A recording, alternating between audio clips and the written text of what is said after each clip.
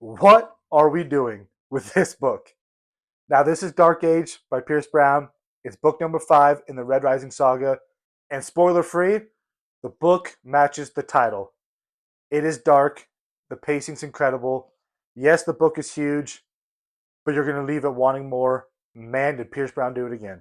Okay, if I'm going to be 100% honest, I was a little bit worried going to Dark Age that I was going to have some Red Rising saga fatigue.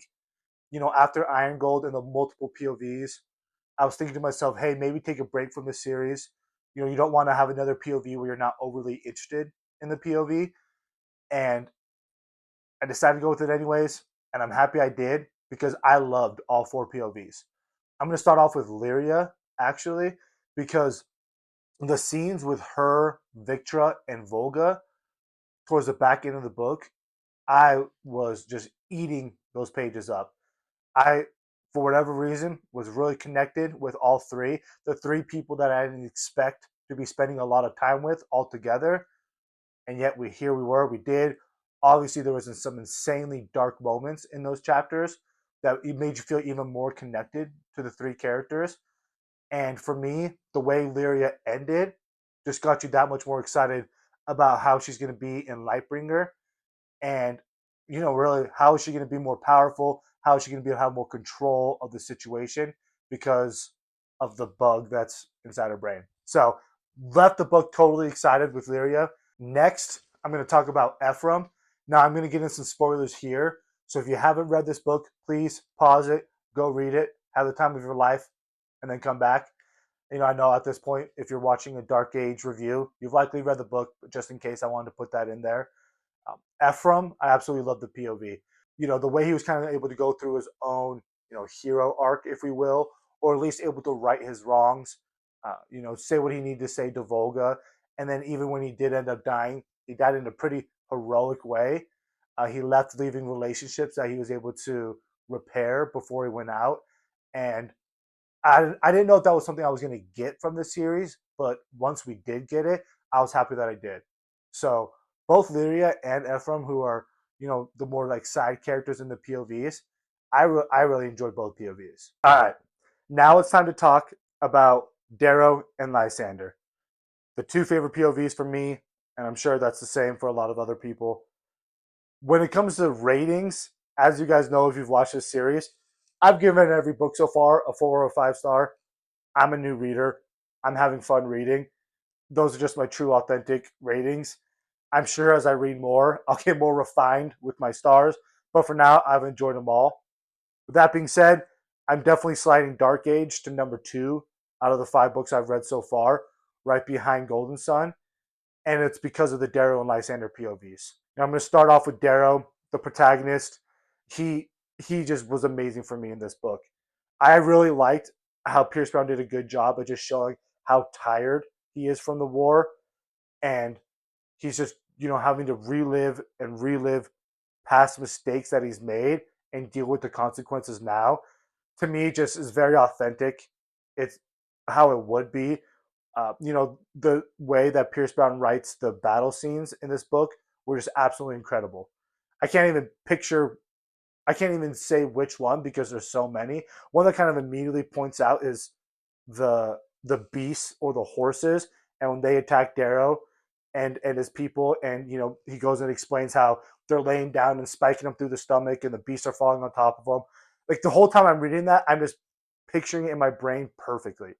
In terms of what I've read so far, this book actually kind of reminds me a lot of how I used to picture Kavoth in the King Killer Chronicle, and when he would be performing on his flute. That's like how I don't know why. I know that's very different, but when I would read those chapters, it was very easy for me to imagine it in my brain while reading it, and that was the exact same thing with the battle scenes in Dark Age. Now, Lysander, that those chapters were probably even better than Darrow for me, which that'd be the first time that that's happened where I enjoyed somebody else's POV more than Darrow. But it was really cool to see how he justifies the decisions that he's making in this war against Darrow and the Republic. Because the whole time I'm listening to him, I think he's completely wrong. I don't agree with it at all. but you can see where he is getting the outcome that he is getting. When he talks about how the golds need to be the shepherds of the other classes, they shouldn't treat other classes like slaves. They should be the shepherd because they are, you know, stronger, faster, smarter, can make better decisions, everything like that. And in his defense, the way it's set up is, this isn't like a race or a class divide necessarily, as much as the golds, are literally built to be better than the other classes in terms of having more at their disposal.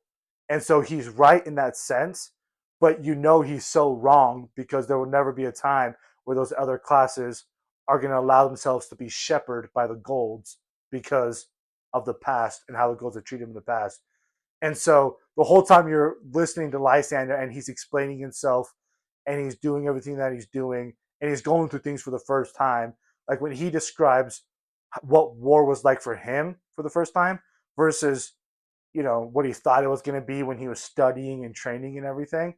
And when he gets there, he just talks about, how dark it is and how scared he was.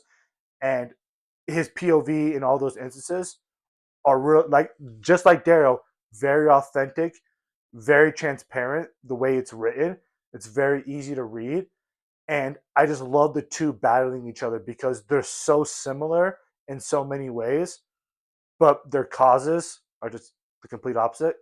And so you see two guys that are kind of making the same decisions, making the same mistakes, really based off the same idea, but their idea or their principles are just completely against each other. And I don't know if I explained that right, but that's how I thought when I was reading those two POVs. Absolutely incredible. So those are my quick thoughts about the four POVs in this book and the overall feelings I had about it. It's definitely number two for me after Golden Sun. And as I mentioned earlier, I was a little nervous going into Dark Age. That's not how I feel going into Lightbringer. I can't wait to open it. I can't wait to finish this series and wait with everybody else for Pierce Brown to continue the series because I'm having such a fun time. Now, with that, I'm also interested to hear what you guys have recommended for me on what I should read next. You can see even above, I have some other books that I've been gifted and things that I've never actually read. But I'm open to any books, any series, any genres, new authors, all that good stuff.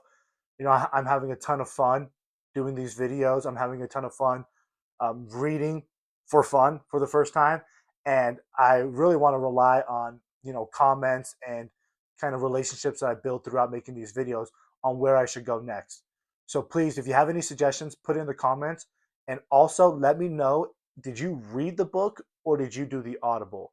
Because I've been doing the Audibles and then kind of sifting through the book while I listen because the voices on the Audibles are so incredible.